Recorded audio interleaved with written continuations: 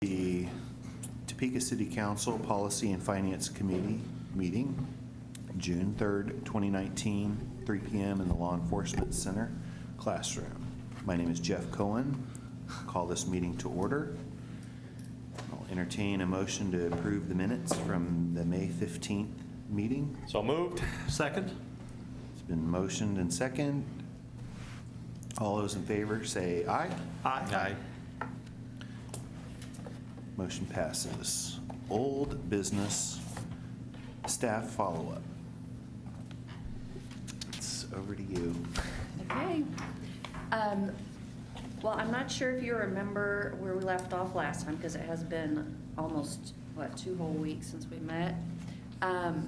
But we've gone through the entire personnel code, but for Article 1 and parts of Article 2. If you'll recall, we started with Article 2, Section, I think, 6. And so I wanted to go through Article 1, 1 through 4, and then Article 2, Sections 1 through 5, just to kind of give you an overview of where things stand with those. So you'll have a packet in front of you of information. I think it's got like purple highlight on it, so hopefully that will help you follow along. But this is from the Personnel Code document.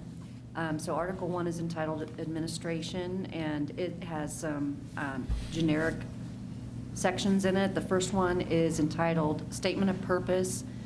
And this is one that you see in the very first sentence where it talks about the provisions of this chapter effectuate the mandate of the Topeka Charter, Section 8.2-3, calling for adoption of a comprehensive personnel system. That, as we've discussed previously, that whole section was repealed by Charter Ordinance 94 in 2004 when the form of government changed. So this provision is out of date by quite a long ways as we start off. So we took the statement of purpose, and while we still have a personnel code, as I've been talking with you, we've adopted and updated policies and administrative rules and regulations, and we've taken all of those separate documents and we've been placing them into a separate personnel manual. So in the personnel manual, we've kind of copied a little bit from the personnel code and just kind of given an overview of the statement of purpose. So I just made a cross-reference to where that would be found in the personnel manual. And that document is going to be sent out to all COT in a couple of days because it is almost just ready to go. We've almost finished completing all of the compilation of the policies and the ARRs, and then these just few straggling pieces here in the personnel code I wanted to go through with you before we send it out. But that will happen on hopefully Wednesday. So when that goes out, you'll see in section 1.1 and 1.4 in the personnel manual, that's where this statement of purpose will be. Then you start in with section 2, and it's got quite a few definitions in it. And it's got base pay, benefit eligible, comp time, demotions, promotions, all those different types of personnel-related definitions. And I've tried to cross-reference beside each of these definitions, as you'll see in the left margin, where those show up in the personnel manual. And really, these were referenced in the separate ARRs or the Ps that they were pulled from, so I tried to do that as well to help you find them when that document gets posted. So then when you go to page 8, you've gotten through all of the definitions. Page 8 is the administrative rules and regulations. This is what was in the original 91 document that gave the Human Resources Director the authority to promulgate those rules and regulations, which is what that department's been doing over the course of the last, 15, 20 years. So that's where all these separate policies and ARRs have been, and they've just been stacking up over the course of years, and now we're putting them all in this one document. So we've copied the same language, and it's in the personnel manual as well. And it also provides how those rules and regulations are amended, and that process is outlined on pages 9 and 10, and it's reflected in the administrative documents too. Just want to let you know that what's in this personnel code, we're carrying over some of the relevant pieces into the administrative docket as well. Then on page 10, section 4 talks about the independent departmental rules and regulations. Those are like the standard operating procedures that the various departments have that pertain just to that department. Police department, fire department, utilities department, they have their own separate rules and regulations that they go by. And the ability to adopt those is reflected in the new personnel manual as well. Mr. Chair. Yes. Go ahead. Thank you, Mr. Chair. Mrs. Robertson, first of all, thank you for this. This is very helpful. I just had a question. A lot of places you're like one-to-one, like base pay on page 3, you have there in the personnel manual what section. And then on most of these, but there are a couple that there's not a reference to, like for instance, number E there, I guess not number, letter E. And is that on purpose, or is it also covered under the one above that? I should have had a cross-reference on this one. I'm sorry. This one deals mostly with the promotion, transfer, demotion, and so those are all addressed in the personnel manual through various I think it's, Jackie, do you remember? And I'm sorry, the one I was referring to, I think, is the continuous work hours of employment there, E. You just don't have one beside it, and I didn't know. We didn't. I on the next page. Oh, that should have been a not needed obvious. Okay. That would go under the same as the G under department where it's the not needed that's obvious. Okay, and I guess maybe a broader question is, everything is covered, I mean, maybe your point in doing this was everything is already covered under the personnel manual or the TMC? Correct. Okay. Except for bumping, and that reference in the left margin, there's a reference to the fact that this was deleted in 2012 through an actual amendment to the personnel code. Okay. If that's correct. Thank you. That's right. So things like, more to your point, when we look at department or, I don't know, division, department head, we didn't include those because those were pretty obvious, we thought. And Sure. I had the same question as you did about the continuous hours of employment, but that's kind of covered as part of the definition of benefit eligible or as part of the definition of promotion and demotion. They're all kind of independently discussed in the definitions of those separate terms. Okay. So rather than have a distinct and separate one, we just incorporated it into those. Unless you have anything to add, Jackie. Thank you. No, I just think you guys would say. Okay. So I think everything else. Just to point out the ones that, to your point, Councilmember Emerson, we also just placed TMC by the ones that were in the TMC. Sure. So that goes for eligibility list. That's defined in the TMC under the civil service chapter. That may be the only one that's just in the TMC. It is, actually. So, okay, so then at the bottom of page 10, this is a section on records. This isn't covered in the personnel manual. There wasn't like a corresponding P or ARR that went with this one, but it is discussed in the TMC already, so we'll kind of talk about that a little bit more when we get into the TMC in a bit.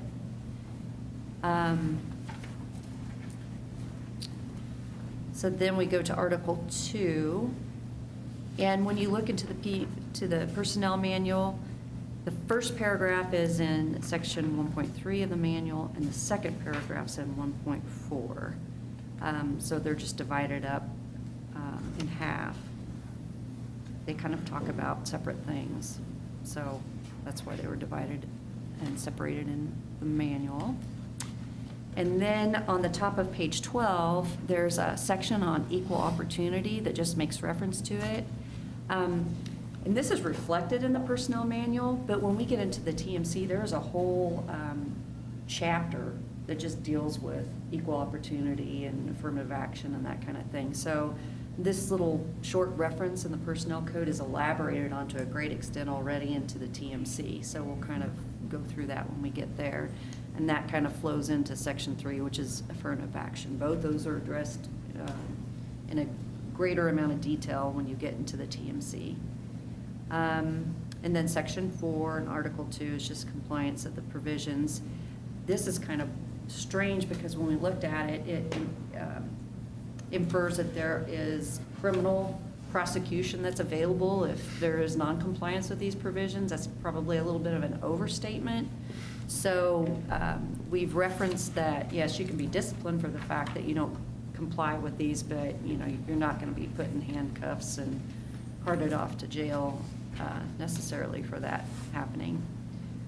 And then one that you're very familiar with is Section 5, Article 2, Residency Requirement. This, oddly enough, was not included in the TMC. So that's one of the things that we'll be suggesting, is that it be incorporated in the TMC and codified there, because this is really a policy matter. But we would also reference it in the manual as well, because that's pretty important to have just about everywhere, so folks know where they stand on the residency piece. So that just kind of wraps the personnel code part. And then bottom part of the document, what I've done is you'll have two separate tables of contents that you'll see. One is the current table of contents for Title II TMC, and the second one is a proposed Title II TMC table. The first one starts with Chapter 2.05 and goes clear through 2.150, and it's kind of a hodgepodge of boards, commissions, matters that deal with employment, matters that deal with administration. And we are going to be recodifying our code. It's up for recodification here in the next several months, and so that process is going to begin. That's spearheaded by the city clerk's office. They work with a municipal code company that kind of takes our code and evaluates it on a periodic basis, like every 5 or 10 years. It might even be 10 years. And they look at it and they see if the organization still makes sense, if there's any kind of renumbering that needs to occur. And that's what they're going through right now. So when we let them know that this was kind of happening at the committee level, they looked at Title II pretty closely for us, kind of ahead of the game. And what they propose is on this new table of contents. They think it would be a good idea to divide Title II up into divisions, like other titles are separated. And they've suggested having a Division 1 that deals with administration and officers, so. Are we big enough to be Division 1? Yes, we're in the big show. So Division 1 is where you're going to have the provision that deal with city manager and the council and the mayor and the records and the departments that you've established. And we actually just did revisions to those a couple years ago to update all the departments. Civil emergencies, just kind of everything that doesn't fit within one of the other categories they suggested, which would be a Division 2 for employees. And you'll see that's kind of been separated out. And then the separate Division 3 for the boards and commissions, because that's what really Title II consists of right now. And they just thought it would be more logical to separate it out into divisions so that folks could go right to where they wanted to go. Councilman Emerson, yeah. Thank you, Mr. Chair. To me, that totally makes sense. My only question would be, the numbering wouldn't, like you have 2.05 there at the very bottom under Division 3, then 2.1. Would the numbering change? Would Yes. they renumber them? Okay. Yep, they have. Okay. They've actually given some new numbers, which you'll see when we go through the actual tracking document. Okay. Which I'm not exactly sure where they got those particular numbers, other than I think They're on they the previous started one. at the end of what would be Division 1. So that would be 2.150, and then they just picked up from there. So the first one we would see when we go through the tracking is 2.160. But they'll renumber it, I think, when we get to where we want to be and have it make a little bit more sense. And this is just for their organization. It doesn't necessarily, this is just how they organize it online. The renumbering won't impact anything we have printed or? No, they will redo the whole thing Okay. online, and they'll have to reprint some documents because the clerk has to keep a hard copy on file in her office, and she would have to be able to produce a copy of it in hard copy form if it was requested via Quora. But primarily everybody uses electronic. I mean, if Catherine, is there anything else that I'm So missing there? You're asking if there's anything that ever references a code by number, will that Correct. stuff have to be fixed? That's right. Yeah. Nothing. Oh, throughout the body. So, as I understand it, what they do is they'll go through and churn all those out. They'll correct all those as they go, because it's going to be an entire recodification of the whole Oh, code. my. So you're going from Title I clear through zoning. So they will, however they do it, the find and replace or whatever, they'll do that. And we'll only have one of those printed, and I guess what I'm thinking here cost-wise. Right. It's not going to be $100,000. I mean, there's just going to be one of these things printed. I do not know what the cost of the recodification is. I know they went through the RFP process when they Okay. worked with the code folks. So I'm not sure exactly what all that entails, and what the, selection criteria was. But Okay.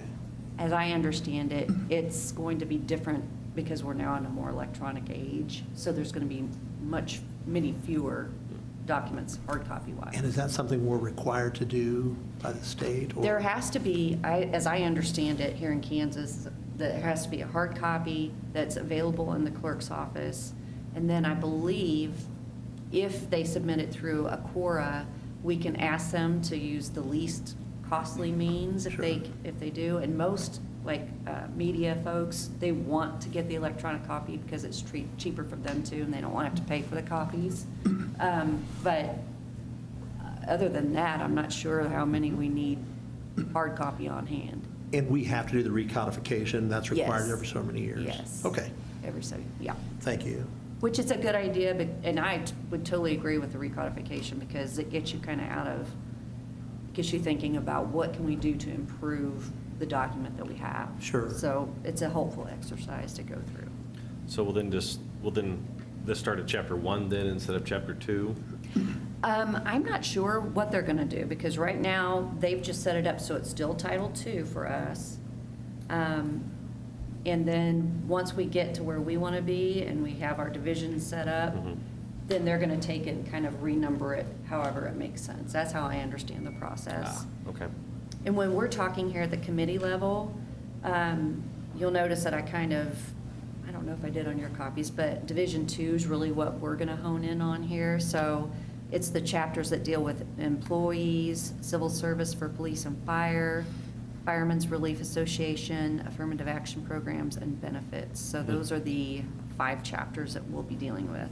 We're not really gonna be getting into the boards and commissions piece or any of the administrative pieces of it.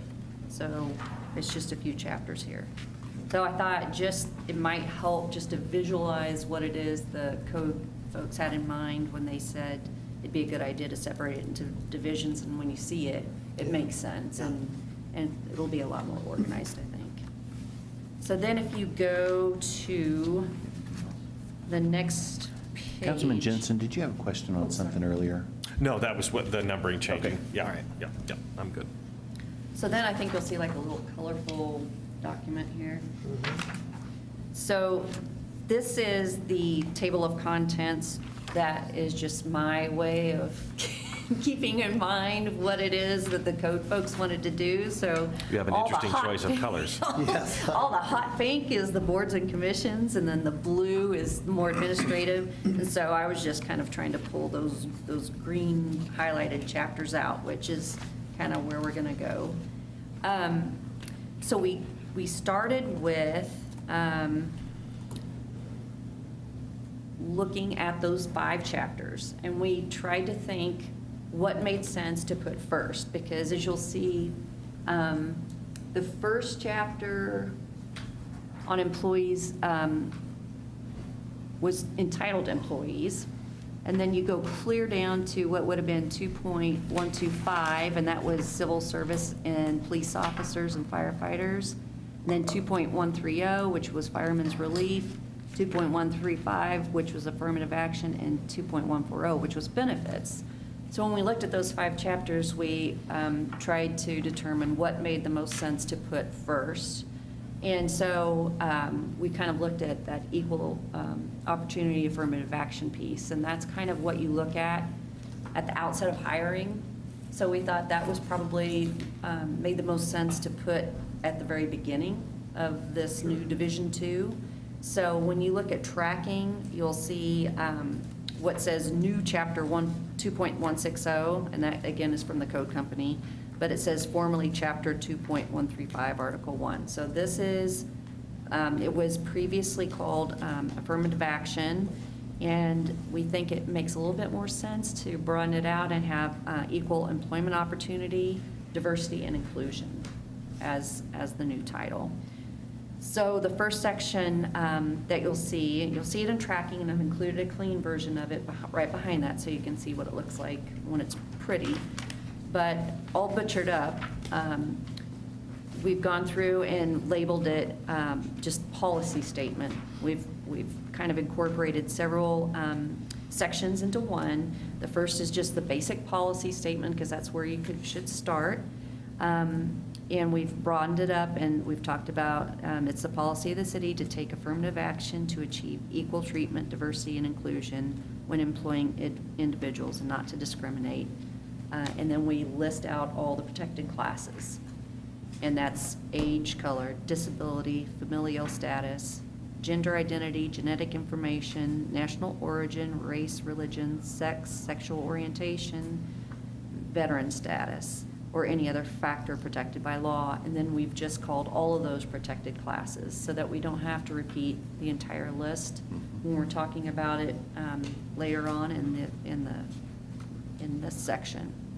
So when you talk about protected classes, those are all the classes that have a protected status. So there was a definition section too under here, but it really was, the first piece of the definition section was really basically a reiteration of the policy statement. So we just scratched that because it was kind of duplicative. But then the next couple of definitions were of gender identity and sexual orientation. And we deleted those because we thought if you have just those two definitions, then you ought to define every single protected class if you're going to do that. Otherwise, either take it all out or put them all in. So whichever way is fine. It's just, it seemed odd to have definitions for just those two pieces. Can we not just say that we don't discriminate for any reason? Anybody. Mm-hmm. I mean, it seems like, I mean, I understand the concept have to behind list it. them all out? Yeah, going through all of that, but at some point, we don't discriminate for any reason whatsoever. Can we not just say that? This is just something that is needed as a matter of law to have an equal opportunity statement. And I believe it's state law, Catherine, That correct me if requires I'm you to wrong on list that, every single that talks thing you- about making a statement about affirmative action, It's federal too, actually. federal and state. So it's just one of those hoops that we need to jump by to kind of comply with the laws. It seems like we're Efficiency in defining. government for you. Yeah, Yeah. it seems like we're trying to define every little thing, when Yeah. at some point, it's just easier to say we don't discriminate, we'll take the best candidate. Well, and I think that's why we decided, this definitions really didn't make sense, because a lot of times, if there's an issue, then they can find out where the definition is, but that's where we start. We don't discriminate against anyone for any reason, so there's hopefully no need for them to try to look further. And then we also listed what used to be a separate section. It's called general objectives. We just incorporated that under the policy, so we just kind of outline what it is that we intend to do. So we want to intensify efforts to recruit applicants within protected classes, develop special training for folks within protected classes, and develop procedures for monitoring the application flow, final hiring, and disposition. And I believe HR does a lot of this already, so we're just reiterating what happens now. Then we included a piece that talks about employment practices, and it just states basically, again, it's unlawful for an official, department director, agent, or employee to refuse to hire or bar or discharge from employment individuals because they're a member of a protected class. So again, this ties back to federal and state law. Then we have a separate section that talks about recruitment procedures.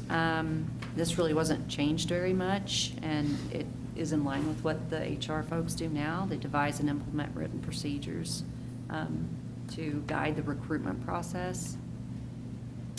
Then what you'll see is what used to be 2.135060 is called administrative responsibility. We made a note here that we would move this as subsection C under this general policy statement, because it really is who's got responsibility for administering the equal employment affirmative action, and that's the city manager in conjunction with HR folks. Then we get down to equal opportunity officer, and the individual who's the designated officer, which you need to do, is the HR director. And that's the person who's responsible for ensuring that these policies and procedures are in place, and then it sets forth what the duties of this individual are. I don't know if you want to speak to what you do as the equal opportunity officer, Jackie, but it's pretty straightforward. Yeah, it's pretty straightforward. The primary thing that we do is make sure that we comply with all the mandatory reporting.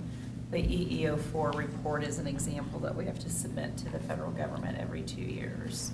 And making sure our hiring practices are designed to be non-discriminatory and netting the best qualified candidate regardless of any status. And that kind of ties into the next. It talks about reports and records, which would be the new 2.160040. I know during each interview process, we have like a list of questions that are asked, and then we can make notes, and HR is really good about making sure that everyone who's on an interview panel turns those in, and they have a good record of what happened and how the selection process occurred. So it's a good way to handle things. We retain all of the interview records for 5 years after the position Wow. is filled. Yeah. So, 5 years. and then you'll see the clean version under that. So that's shortened up quite a bit. So you'll see the big mess is shortened up into basically 2 pages. I like that. So then we go to the next section that we kind of thought, what would come next after, where you get into the hiring practice, and that's equal opportunity, affirmative action, and such. So the next we thought would just be basically what happens after you become an employee. What happens when you enter office. So the first thing you do is you take an oath. So we started with that. This would be new chapter 2.165, and we just entitled it General. All city employees take the same oath? Mhm.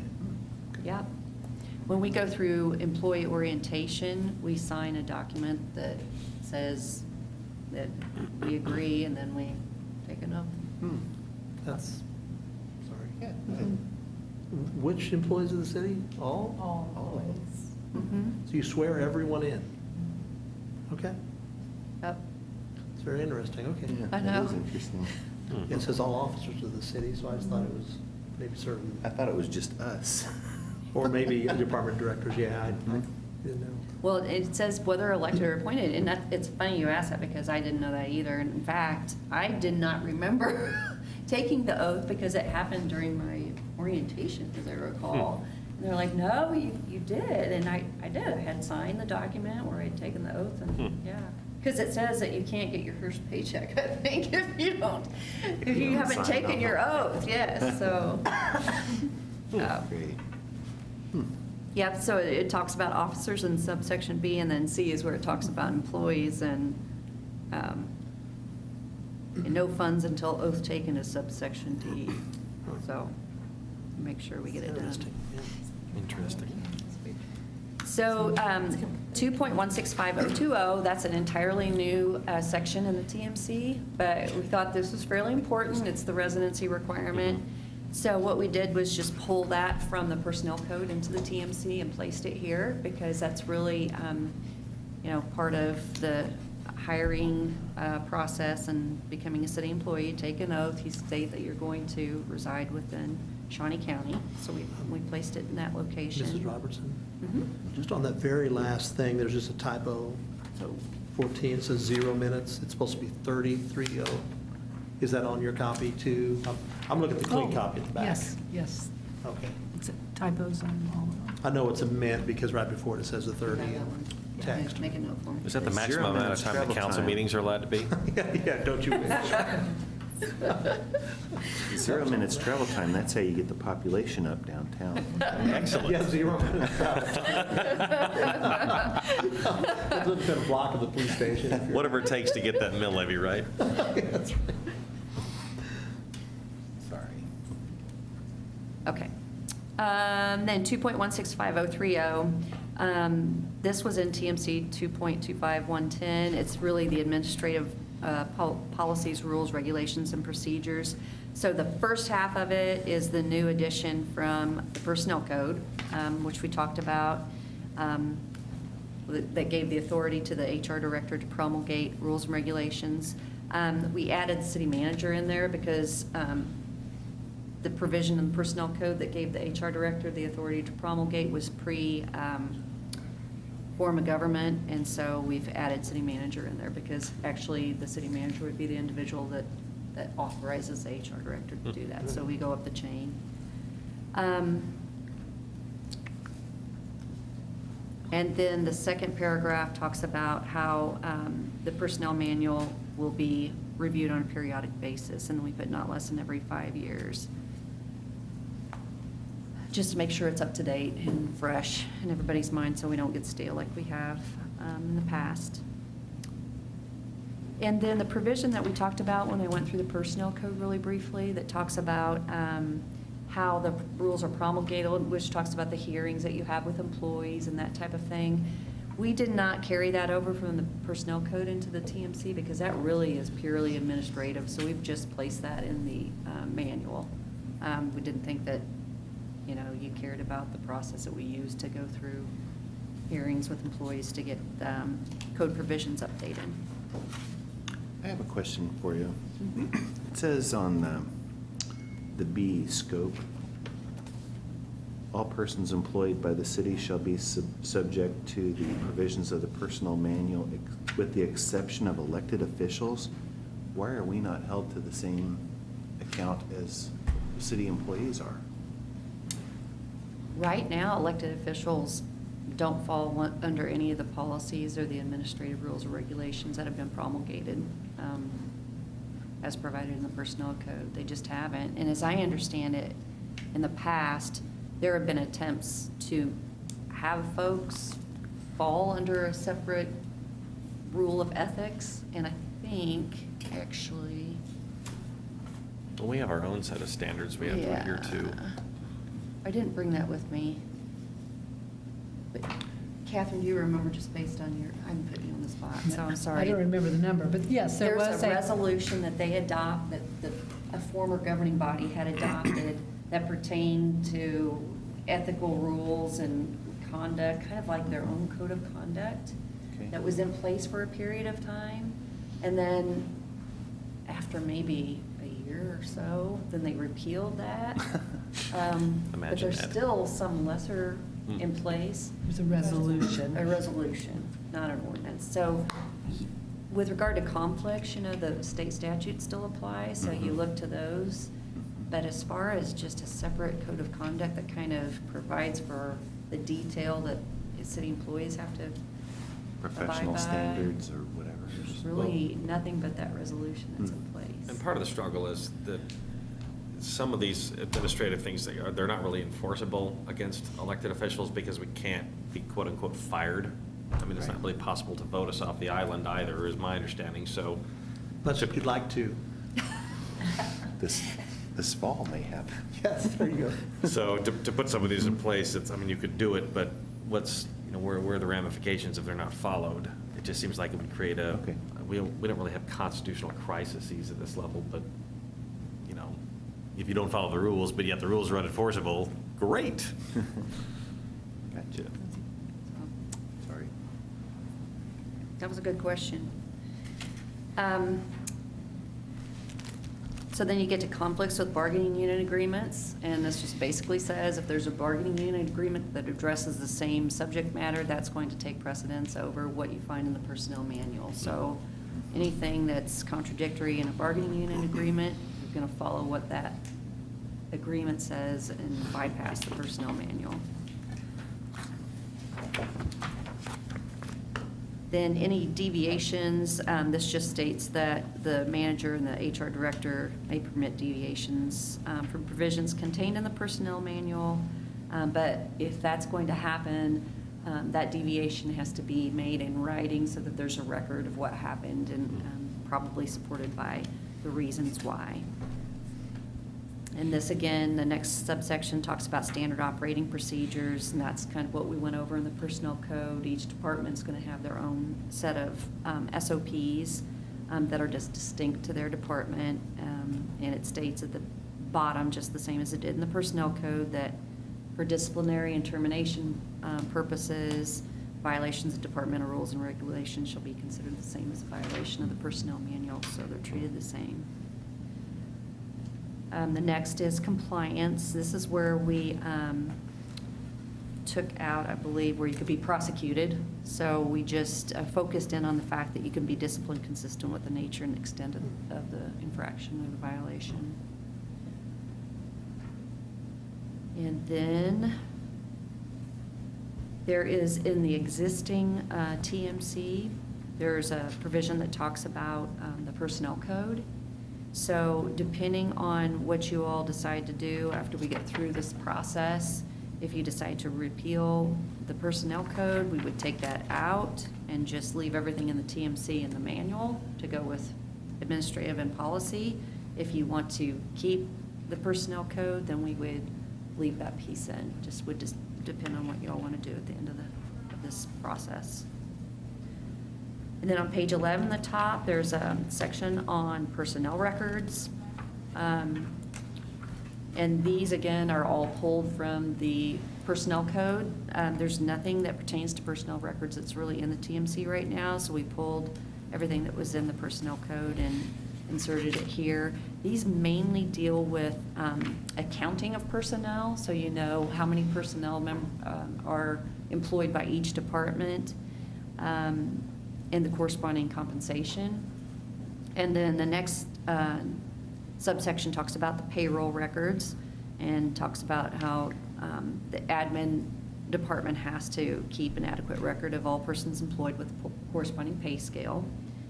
And then the last subsection deals with authorized employees, and it's basically stating that the number of employees in a department shall be generally limited to the number of employees that are authorized within each department budget. So it ties the employees in each department to that department's budget.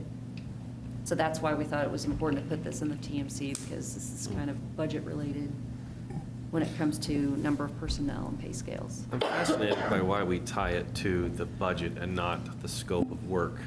I mean, I realize that money has to come from somewhere to pay for these, but you know, generally when you look at it, it's the number of people it takes to complete a project as opposed to. Each of these positions have position descriptions that go with it, so those set forth the scope of work, and conceivably, there's been discussion as to how many folks are needed to get that particular scope done, whether it's one or two. I think that there was a reference, and I don't recall if it was already in the municipal code, or if it was in the personnel code, Lisa, that talked about it being only a human resources function to manage the number of authorized FTEs. And so what we tried to do was, because there's always a personnel schedule and authorized FTEs are adopted as part of the budget. So with our recommendation here, we were trying to loop that into a policy that the body would make through the adoption of the budget. But it was only a personnel reference before, I believe. Is that part of the annual accounting of personnel, where it talks Yes. about each year in conjunction with the budget process, the Director of Administrative and Financial Services and the Director of HR shall ensure that the number of personnel and corresponding compensation accurately reflects the information contained in the adopted budget. So what we're trying to do with these few provisions here is make sure that administratively, Mhm. there can't be more staff than what is authorized through the budget. Because that puts it in the municipal code Mhm. as a policy decision of the governing body. So that's what we're trying to do there. I see, okay. They would still, administratively have to justify the need for a position, and that is an internal process that we have, Mhm. position review committee, where all position requests go before the human resources, finance, and the city manager before approval. But this would ensure that it's still within the policy set by the governing body for the number of employees.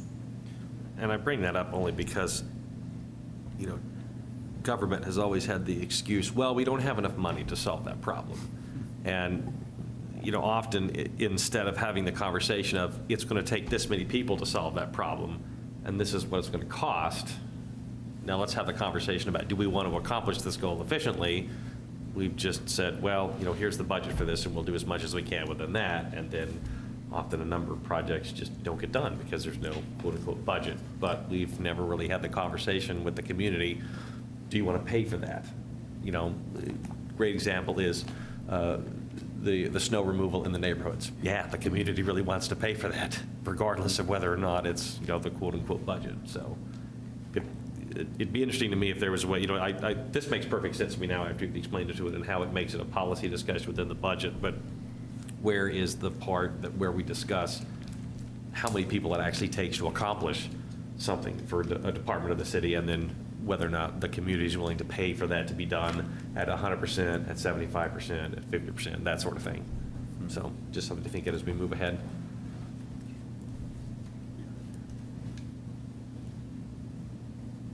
Okay, and then the next is the protective insurance required. This is in the TMC now, and there haven't been any changes to this particular one. Next section is approval of employment agreements. It used to be employment and severance agreements, but we separated those out into two separate sections. So if there's an employment agreement or a contract that the city manager would like to sign, and the person who's going to be the subject of that employment contract did not go through the process that's been established by HR as far as being hired or retained or what have you, then that employment agreement would have to be authorized by the governing body and approved by the governing body. Councilman Emerson? Thank you, Mr. Chair. Mrs. Robertson, would that be something like if the city manager handpicks someone he wants to be a department head, for instance, that would be, or can you give an example? No, of that, this is please? this would be an employment contract. So, for instance, the reason why this one came up was because a former manager had retained the services of a fire chief Oh. that he had been familiar with in another location, another city. And he had just gone out and entered into an agreement with this individual to perform certain specified services. So when that came to light, this wasn't an individual that was being hired as the city's fire chief, which would be totally within the city manager's purview. This was an individual that was being retained via contract to do services that were like what the fire chief would be doing. Okay. Actually was an interim fire chief. And there was some discussion about that, and this particular provision arose as a result of that. The governing body asked that they be given an opportunity to weigh in on that if that person has not been selected through the normal procurement procedure and the normal HR procedure. So not a department director, because the manager has the authority to do that, but if an individual has been retained via contract and say for professional services you have to go through steps A, B, and C in the procurement policy or an HR policy, and that policy has not been complied with, or the manager doesn't want to comply with for some reason, then he would need to bring that contract to the governing body to get your approval of it. Thank you. Jensen? No, I'm good. Worked for me. So then we separated out, the next provision or section would be approval of severance pay. And this would require prior authorization, and that's already contained in the TMC. But what's new to the TMC is the next page, on page 12. Subsections B and C talk about eligibility to receive severance due to a permanent reduction in force, and then the payment of severance. These two subsections were pulled directly from the personnel code because there was nothing in the TMC that covered them. And so we thought it was important to have them actually in the municipal code. I have to tell you that we have not taken this code language that you see on, basically it's all on page 12, and kind of tweaked it yet. We just pulled it directly from the code. But we think it's important enough that it really be codified and part of the employee division in the recodified code. So we've just pulled it there and plopped it in there, and we'll take a look at it and tweak the language and hopefully be able to provide you with some insights on that, or some suggestions or recommendations on how that might look going forward. And then the very last section, it was 2.25070. We've suggested that this just be deleted in its entirety, because this is really an administrative function. If somebody separates from employment, it's really an administrative and financial services department and HR department function to kind of do all those administrative procedural pieces that are needed to kind of get that employee officially separated from employment, by getting their paychecks organized and getting the equipment back and all that good stuff. So that's why we recommend just deleting that in its entirety. And then you'll see a clean version of what we just discussed. It's basically reduced to 4 pages. So you can see what it would look like if those were adopted. And then the very last page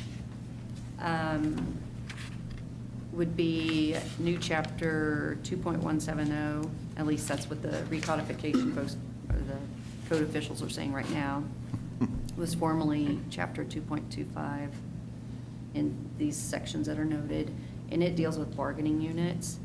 Again, what we did here was just pull straight from the municipal code where it is now and plop them here. We haven't really gone through and looked at it as far as making any recommended changes to the language to make it more up to date if that needs to occur. Haven't looked at it yet, but we wanted to just kind of give this to you so you have a basic idea of kind of where we're going to go next steps. So are there any questions about any of what we've gone through thus far before I kind of go into what we might want to cover going forward? Just want to make sure that.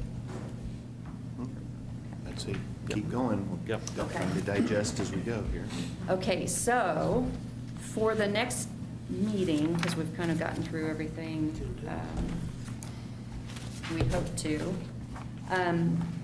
we're going to bring forward, again, the severance piece that I just talked about and the bargaining unit piece.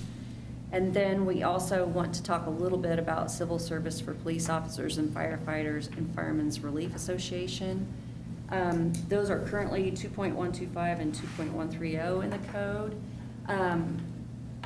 I don't anticipate, and I don't know if, I don't think Jackie or Catherine do either. We looked at it very briefly. We don't anticipate there being changes really to those sections at this point in time, with the exception of just the very bare bones stuff like changing personnel director to HR director, city council to governing body, those just bare bones updates.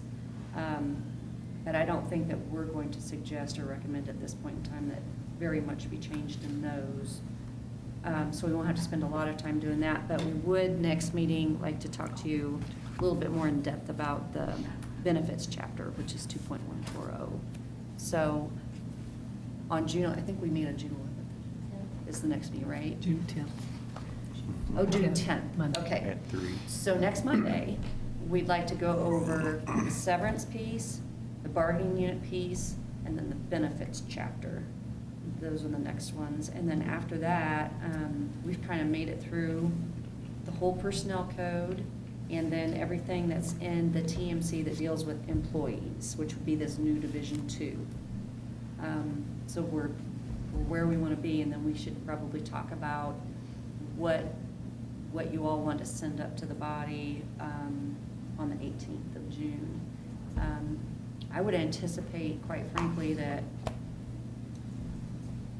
we probably want to take just a little bit of a pause from the 18th to maybe after the budget's done. It's going to be pretty intense budget time.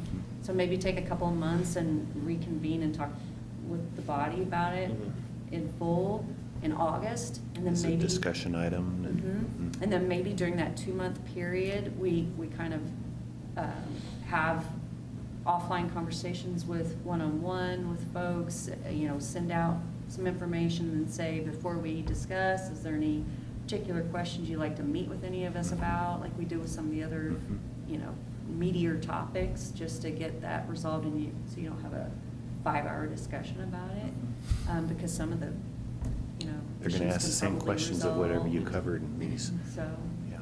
Okay. that's kind of what we were thinking might make sense, but, we're definitely open to whatever. We're here to do Okay.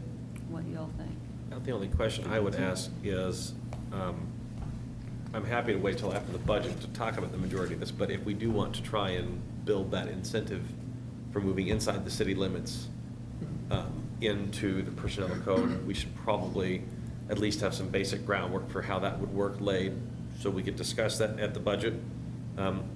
I can't imagine it would be a huge, budgetary impact, but I mean, that to me seems like something we should do, especially as we've talked about residency is, we really want you to be in the city's tax base. A county's fine, that's legal, but I would like to see us incentivize people to live within the city limits and pay the city mill as part of that. So, and maybe that's just a conversation for next time or in June or June 18th, but that we should definitely have at least the framework worked out before we go into budget, so we could talk about that.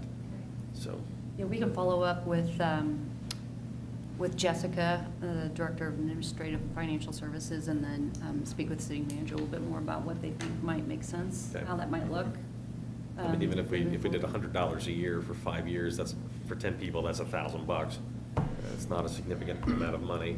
I can't imagine we'd have a huge influx of employees moving into the city limits, but,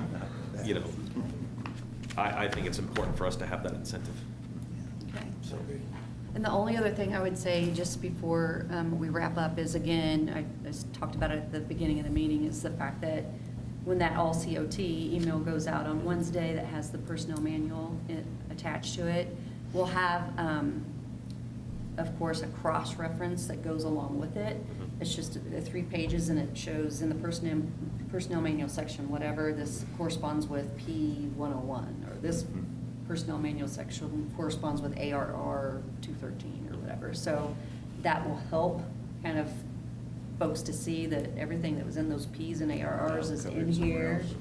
And there's probably 3 or 4 cross-references to the personnel code in that manual.